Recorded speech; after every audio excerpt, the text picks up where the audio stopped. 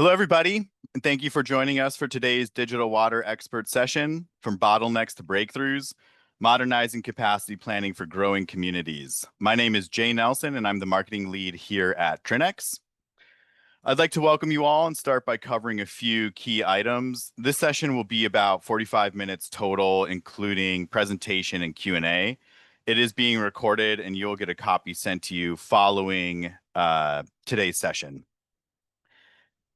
We encourage everybody who's in the audience today to submit your questions and poll responses to our panelists.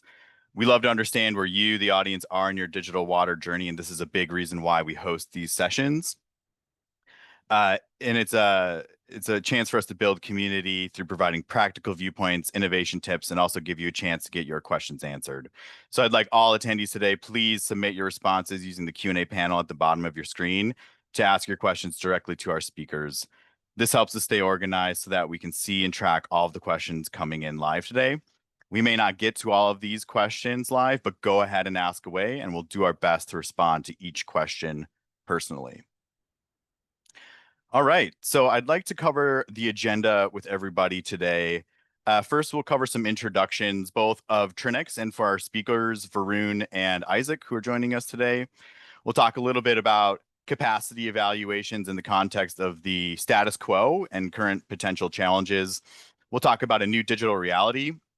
We'll give an overview of the WaterCast Capacity Planner tool from Trinex, cover a few case studies, and have a Q&A session at the end. As a reminder, a select number of registrants today can request access to a free trial of the WaterCast Capacity Planner tool that we'll be talking about today. So stick around to the end and you'll have a chance to make a direct request to access a free trial. All right. I'd like to start by first introducing Trinex. Perhaps you've joined one of our webinars before, but in case not, I'd like to share a little bit about us. Trinex helps infrastructure leaders advance their digital journey through proven processes, software tools, and consulting partnership. Our team has decades of water domain industry knowledge, data science expertise, and an unmatched commitment to technical software excellence. We deliver innovation that's backed by this experience. Our team consists of digital water industry leaders with a proven history of bringing products to the market that our clients love. We've been in this industry long enough to be experts in the field. We're agile enough to pay direct attention to your needs, and we're ambitious enough to deliver the next generation of technology to help you in your day-to-day.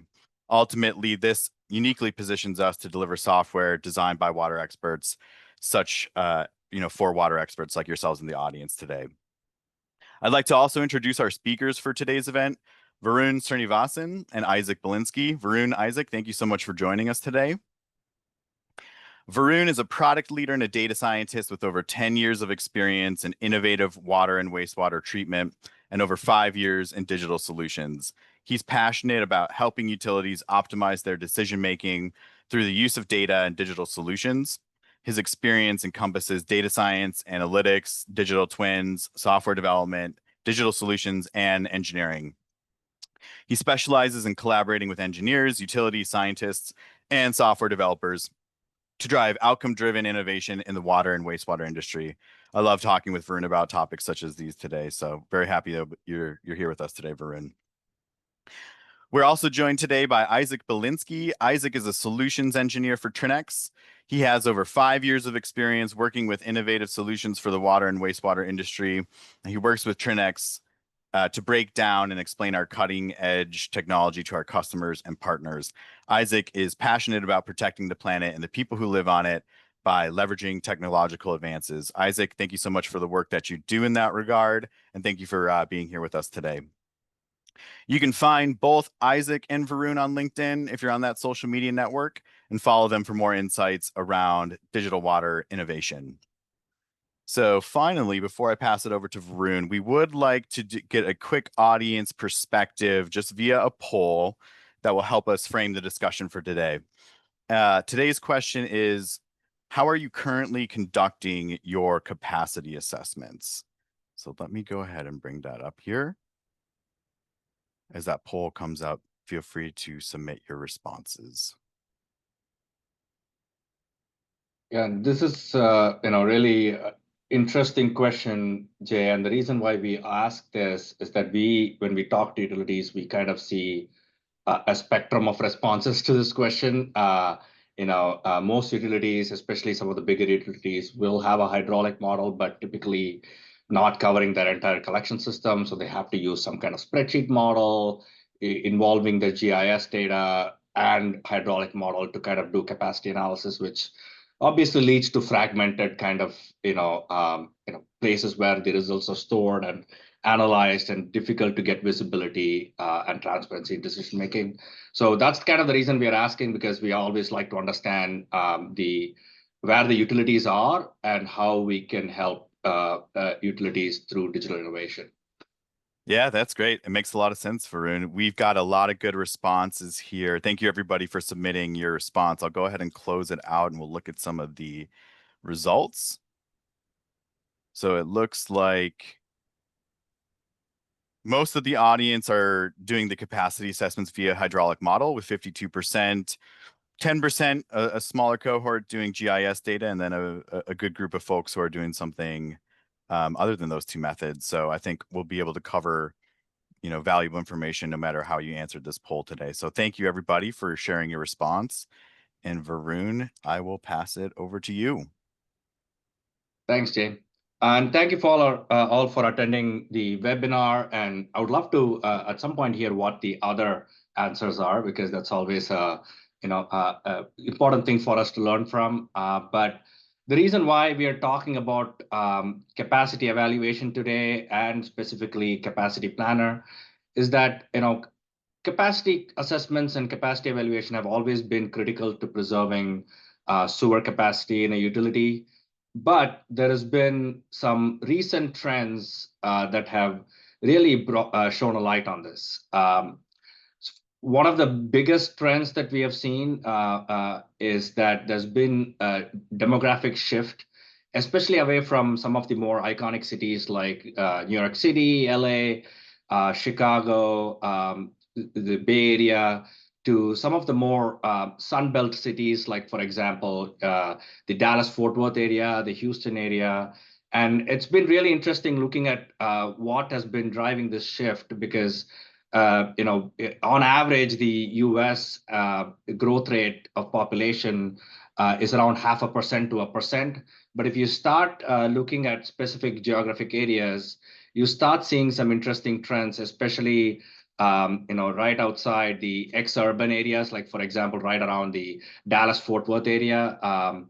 There's been growth on the order of 15 to 20% in some cities like Princeton, Salina, Texas, and so on, mainly fueled by this shift from in-person work to remote work to now hybrid work environments. And so there's this reframing of how we work as a population is also having impacts on sewer utilities and our water utilities in terms of what they have to account for and the sudden changes that they have to be tackling.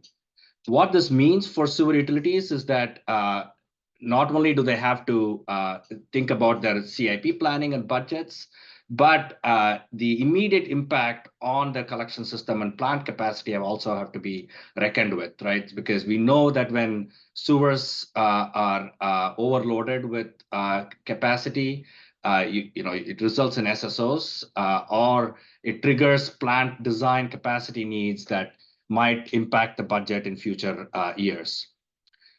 All this, along with shortage of labor, historically utilities had experienced personnel that had an intimate knowledge of the system and were able to make decisions on capacity needs as the permits and capacity requests rolled in based on their knowledge. But we have a new cohort of engineers entering the labor market, but also an exodus of experienced labor, especially retirements in the offing, that could impact in terms of how the decision is being made and how the knowledge is being transferred, because that intimate knowledge of the system is being lost. So with all this being a significant motivation for the utility, we also want to think about what the public perceives as some utility challenges in permitting. Because of the fact that there is a lack of technical staff and so on, utilities might need to send out their capacity analysis to external firms, which might result in permitting delays.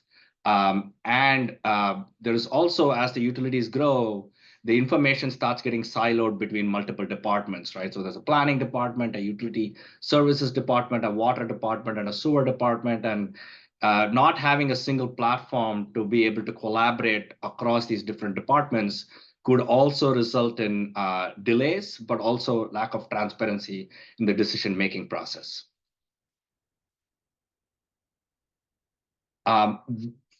EPA has some clear guidelines in terms of how to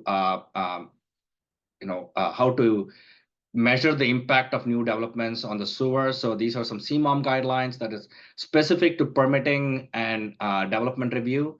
And they kind of list on firstly kind of doing a baseline analysis and quantifying the system's existing capacity to make sure that there's a clear understanding and visibility of that capacity. But then when as new developments roll in and new permits are submitted, using hydraulic modeling and mechanistic modeling to be able to predict if the new development will cause overflows or any level of service issues, specifically during peak storm events. And then lastly, the decision making it's recommended that it's based on model results to approve the permit or the connection. And if there are any bottlenecks identified, the mitigation efforts should be using some of the model results to fuel planning. And really, that's kind of where it's the whole workflow becomes ripe for digital innovation. When we think about where digital innovation can really have an impact, it's where traditional models are meeting issues in terms of sudden changes in needs, right? So we have a traditional model that is pretty complex. The technical knowledge is very siloed and it's expensive and it needs to be done by specialized experts. But a digital workflow can really put an intuitive platform and automated analysis and data integration on top of this traditional model to help democratize planning and empower utility staff to manage permits and plan proactively and provide them data-driven decision-making. And it's important to kind of start thinking about what the traditional workflow is, right? So when we talk about traditional workflows, typically at a utility, the way this works is that they'll receive a permit or a reservation request, and we'll talk about what each of these terminologies mean. But once their planning department, for example, receives it, they have to pass it on to the water and sewer department for do a capacity analysis to either approve or deny the permit. This collaboration across multiple departments is typically happening over email, which means it's hard to track and typically is manually tracked by somebody on an Excel spreadsheet or on their notes. Once the sewer department, for example, receives the capacity request, they have to perform a capacity analysis. And broadly speaking, there is two ways I've seen this happen when we talk to utilities. One is either they send it to an external firm, which can be expensive and potentially cause issues in terms of delays because the external firm has other big projects in their hand that they have to work on, or it's internal spreadsheet calculations that still use kind of pipe dimensions and depth and so on to perform the analysis, but they don't have the dynamic routing to be able to assess downstream impact from the impact of the development. And then once all of this is done, then the decision is made, but the decision is still manually tracked. And when a new permit comes in, it's difficult to visualize what the current capacity is based on all of the approved permits and reservations. This is where a digital workflow can come in place to help utilities track decisions automatically, but also provide the capability to perform hydraulic modeling without the need for technical, deep technical expertise. We talked about permits and reservations, and I think it's important to define what these are before we get into the rest of the slides. A permit, the way we have seen it used across utilities, and every utility uses it slightly differently. But in general, broadly speaking, permits are applications that come in when development has drawings and plans, and there is a relative certainty in terms of that development going into that location.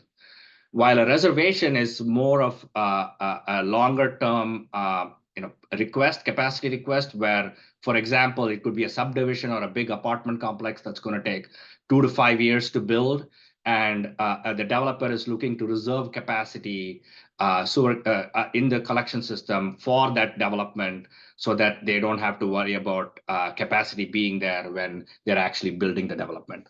And that's typically a reservation. So reservations come with their own set of challenges because of the longer time frame and potential for multi-phase development. So, for example, if there are subdivisions and they build in multiple phases, typically a developer would reserve capacity for the entire subdivision, but then submit permit requests as each phase comes in, which make it really hard to track in terms of consumed capacity of that reservation.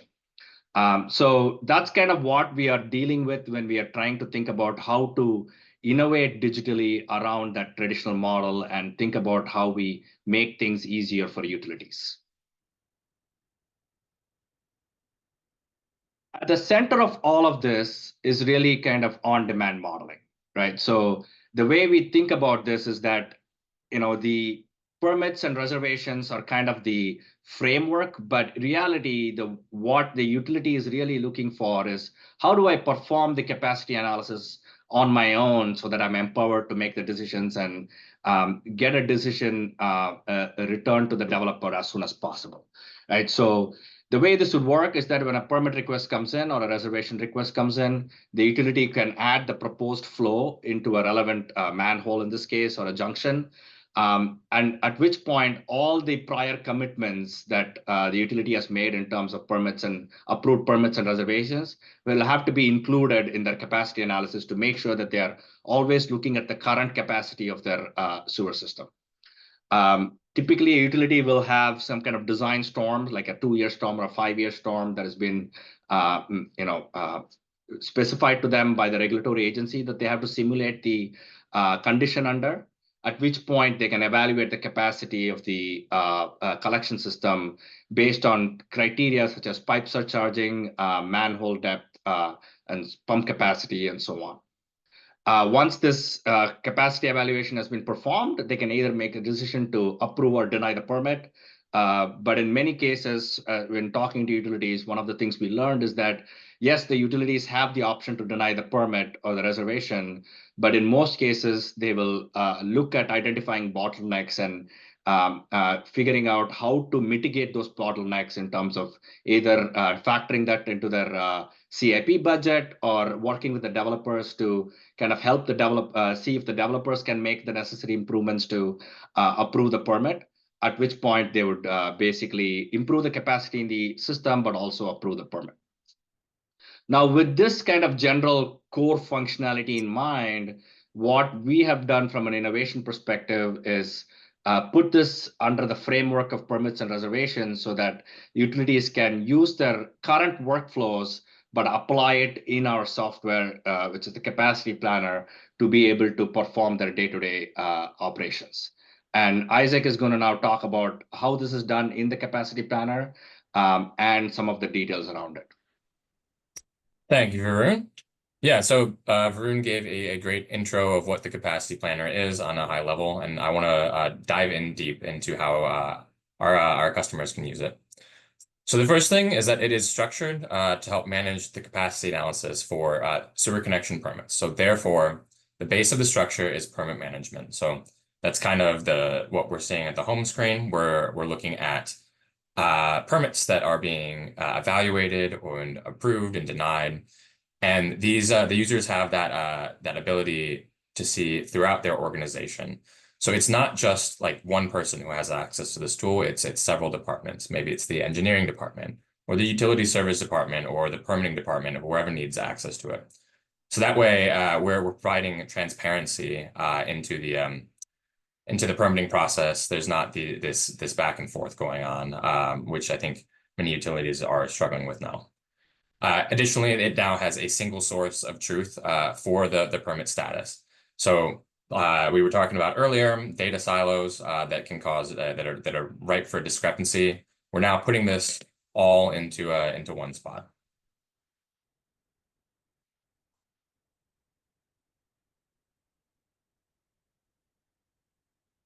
Hey Jay, can you advance the slide? I'm not getting it. Sweet, thank you. So the first step is to start with the existing hydraulic model.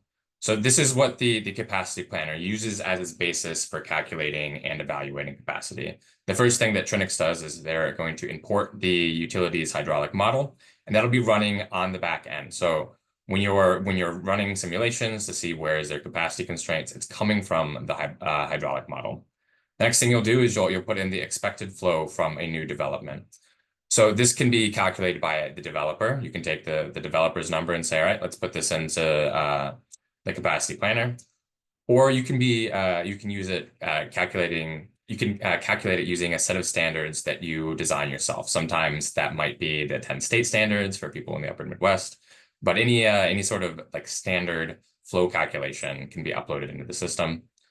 After that, you're able to run multiple design storms. So this is really good for a more complex system where the utility needs to weigh different options to make informed decisions. I'll talk a little bit more about that in a case study later, but it's often helpful to be able to look at different scenarios. What do we have with the 10-year design storm? What do we have with dry flow? What do we have with these different peaking factors? Just to get a real good idea of what is going on in your system and provide that visibility and transparency. We're now getting accurate information on capacity because it's using the hydraulic model, not just back of the map, the napkin calculations. And something that's really phenomenal is that this is without needing the expertise of modelers. So anyone can be trained to run this. As long as you're able to understand this, you can run this model. You do not need a background in hydraulic modeling. One of the things that our customers love about this is that they're getting a lot more mileage of the model that they're using. So many utilities spend money only on running a model. So we had 51% of respondents say that they're using a hydraulic model to run capacity, but I'm willing to bet that many of y'all are only doing that for larger permit requests and are doing something else for smaller permit requests. Now we can do hydraulic modeling for everything, not just large permit requests, but smaller permit requests, because you don't have to go to an engineer. You can do it yourself. And this is not a time-intensive process either. Running five models doesn't take several weeks. The model run happens very quickly. So it is just something quick where you can see lots of visibility, get lots of visibility into the situation. Oh, okay. So then once the capacity evaluation has been run, the capacity planner is giving an interactive report for the user to review and understand. So this is something that everyone can look at. You're getting an idea of what's going on in the system during these different model scenarios. You'll get a breakdown of, all right, there is this new development is causing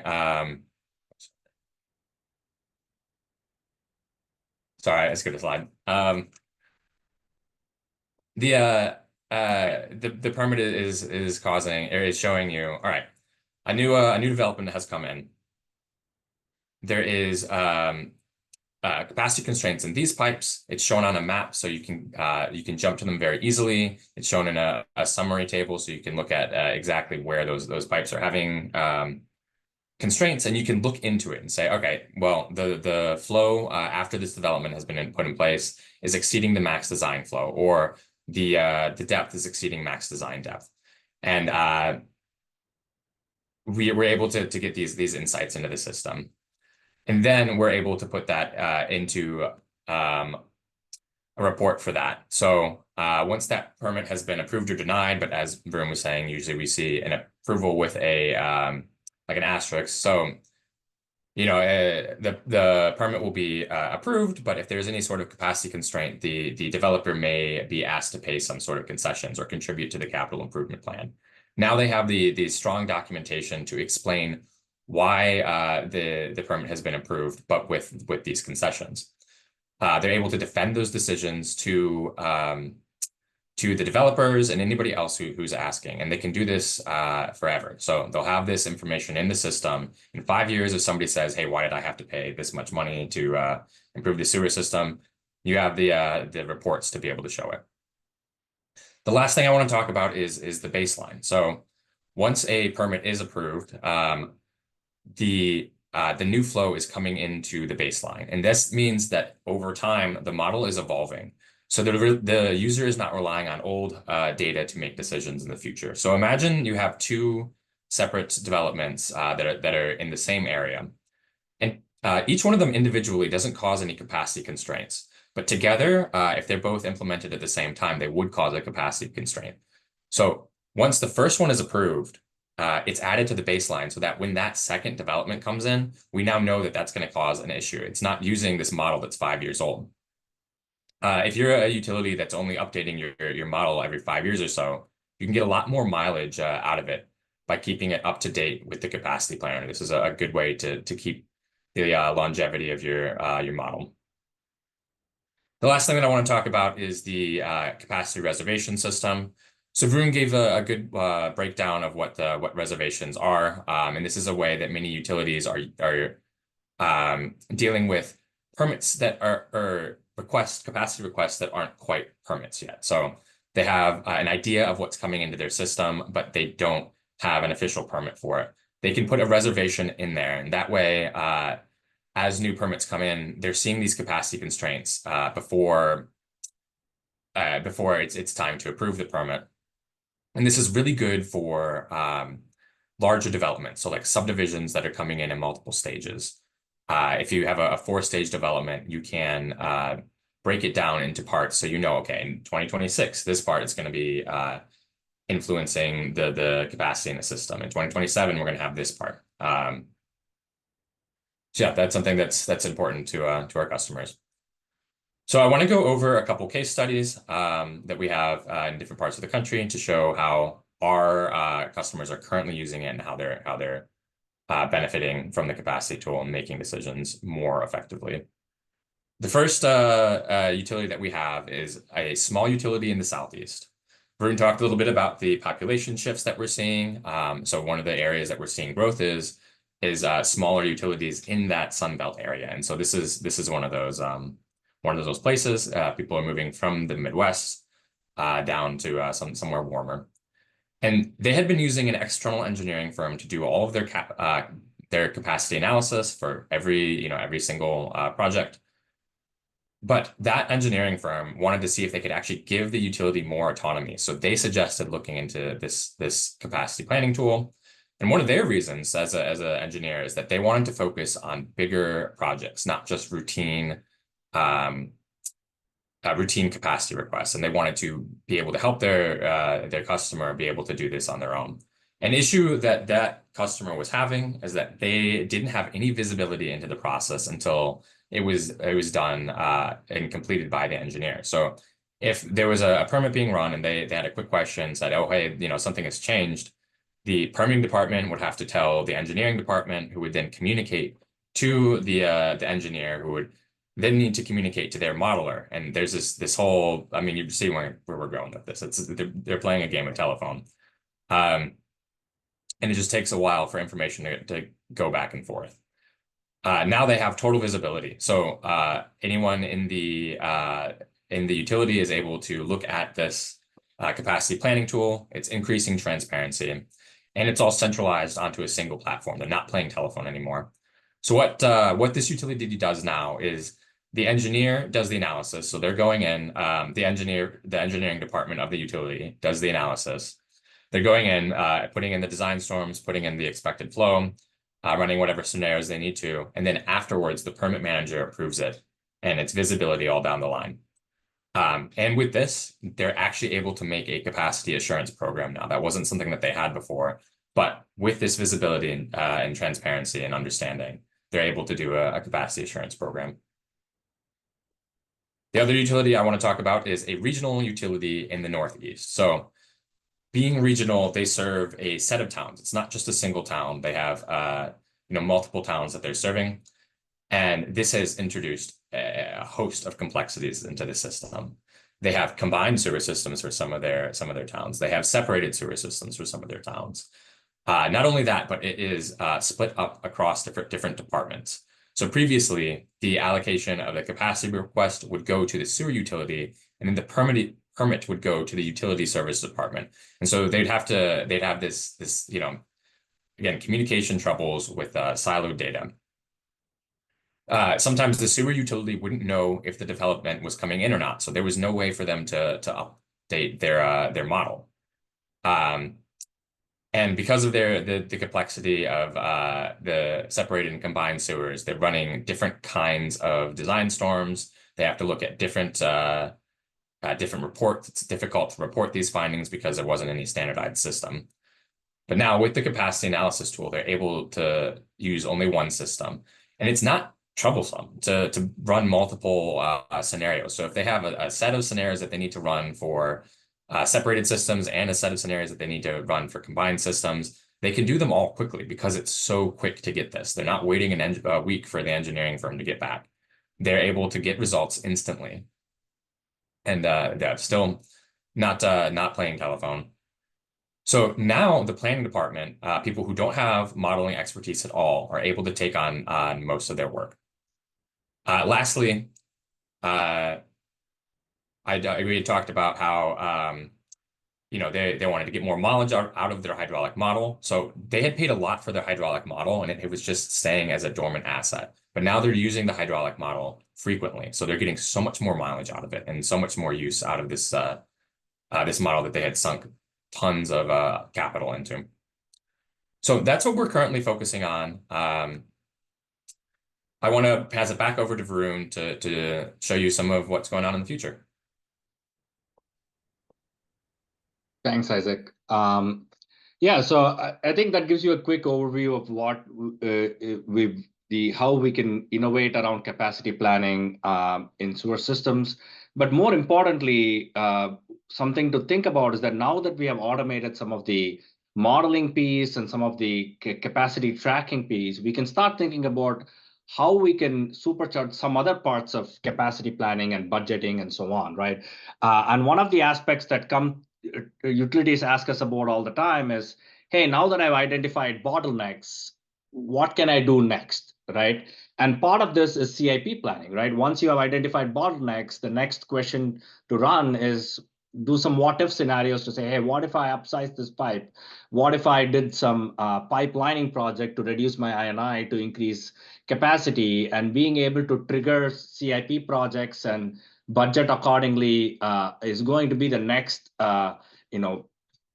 frontier in terms of capacity planning and utility management. And that's something that can be easily done now that we have all of the information that we need to be able to do this, and the capability to do on-demand modeling without needing deep hydraulic modeling knowledge. The second aspect of this that is going to be critical is that, we talked about how hydraulic models are a snapshot in time, right? They're a picture taken 3 or 5 years ago, and they are expensive to build, calibrate, and validate with, flow monitoring and paying for amount of time that it takes to actually calibrate the model and validate it. And it takes a lot of time and resources to maintain, because the minute the model is calibrated and validated, it immediately becomes out of date just by the fact that it is a snapshot in time. So having to continuously support the calibration and validation of a model is also going to be pretty difficult, and especially for smaller utilities that don't have resources or budget to maintain these models and support the creation of these models. And we talked about how, especially if you want to hire a hydraulic modeler today and retain them at your utility, it's becoming harder and harder because the demand for that kind of technical knowledge is becoming really high. So our goal is to start thinking about how we can go beyond just purely hydraulic modeling to an asset-based model that is dynamic and can be updated on a more frequent basis. And part of this is thinking about how we can use GIS data. And granted, there are issues with GIS data. I'm sure every utility on this webinar has issues keeping their GIS data maintained, making sure it's validated, especially with old drawings and so on. But using validated GIS data to automate building of a hydraulic model and incorporating some mechanistic process into it, like dynamic wave routing and assessing downstream impacts. So you can kind of see on the right a GIS based model that our data scientists have created that actually replicates the addition of a flow right on top of that network that you see, and the impact it is tracking downstream to the wastewater treatment plant. And this is a model purely built based on GIS data, validated GIS data. And the goal is to, first of all, be able to provide this option above just a purely spreadsheet model that does not have this kind of downstream impact modeling to utilities that might not have a hydraulic model, but get them started in the journey to be able to build a hydraulic model in the future. But also thinking about utilities that already have a hydraulic model, and based on the poll, clearly at least half of you do. The most hydraulic models are not all pipes or all assets models. They're typically focused on kind of the skeleton of the sewers collection system, like 8 inches pipes or above, or 12 inches diameter pipes or above. And the idea is that we want to enable utilities to be able to perform an all pipes analysis inside of our software. And the building of the asset-based model is going to enable bringing the best of both worlds experience to utilities, where we can combine a asset-based model, but with a calibrated hydraulic model to create a hybrid all pipes model that will enable complete collection system modeling. And that's what we see as the future in terms of this capacity planner.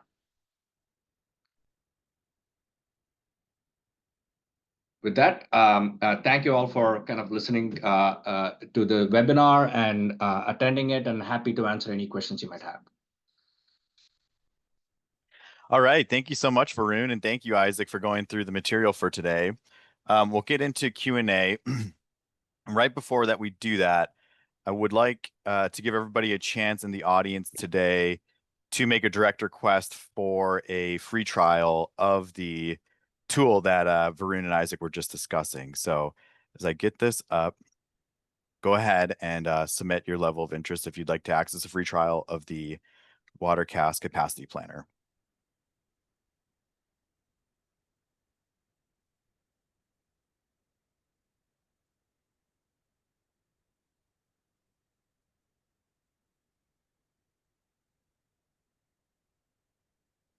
Thank you, everybody. And for those who are saying that, yes, you would like to access the free trial, we will get in touch with you directly after this presentation and get you set up.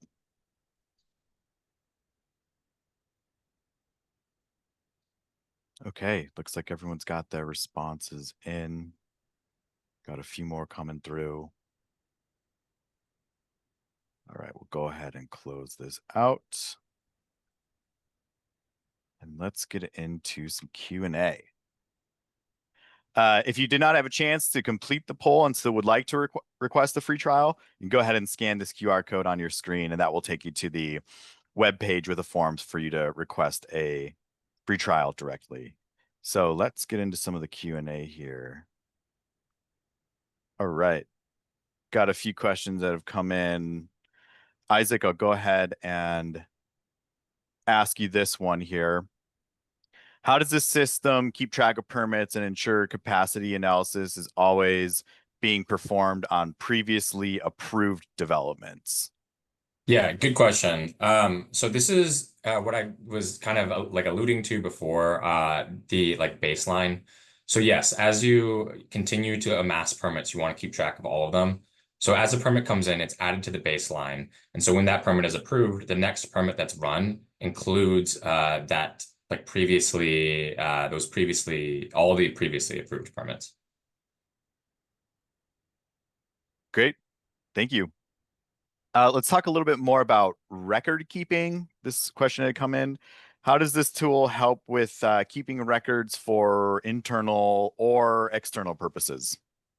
Yeah, another good question. So for internal purposes, one way to look at that is just, being able to give multiple users access to the platform so they can go in, see what happened.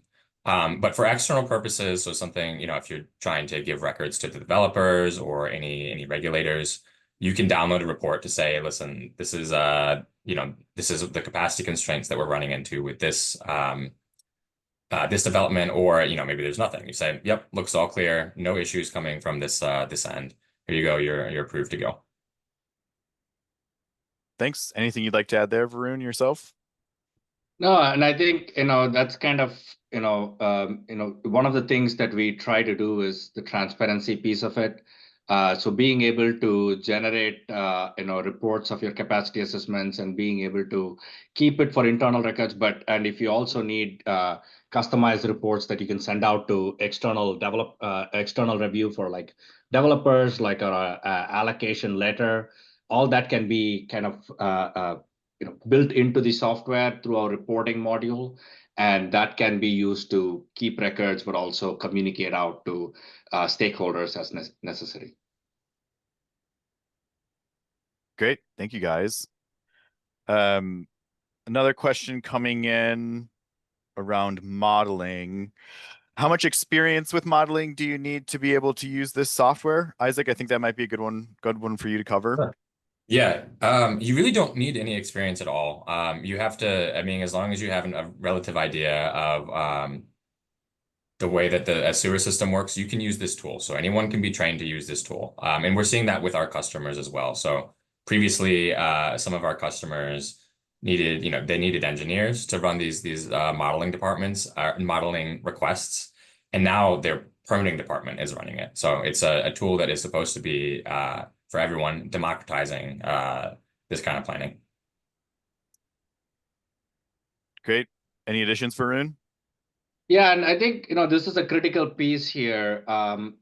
Something to note here is that all of the modeling that's being done in the background is based on kind of engineering input, right? So we are using criteria that are set forth by hydraulic modelers. We are using design storms and models that have been calibrated and designed by hydraulic modelers. And so what we are essentially doing is that the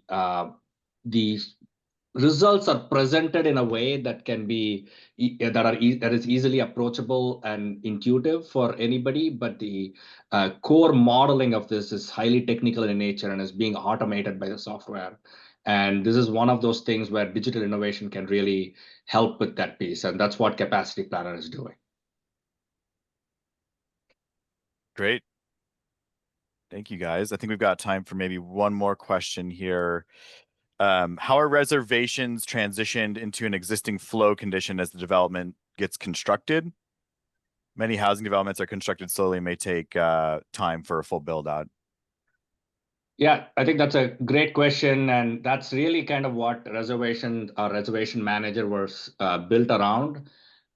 So the idea behind that is that let's assume, let's take an example, right? Because that's the best way to, explain this. Let's say a subdivision is going to come in, the developer comes in, submits a reservation request for 500 houses. And they're planning to build it 100 houses at a time in 5 phases. So they would submit the reservation request for 500 houses. As a utility, you would do the capacity analysis on the entire reservation and approve it, and that capacity will be reserved in your sewer and be accounted for in future analysis.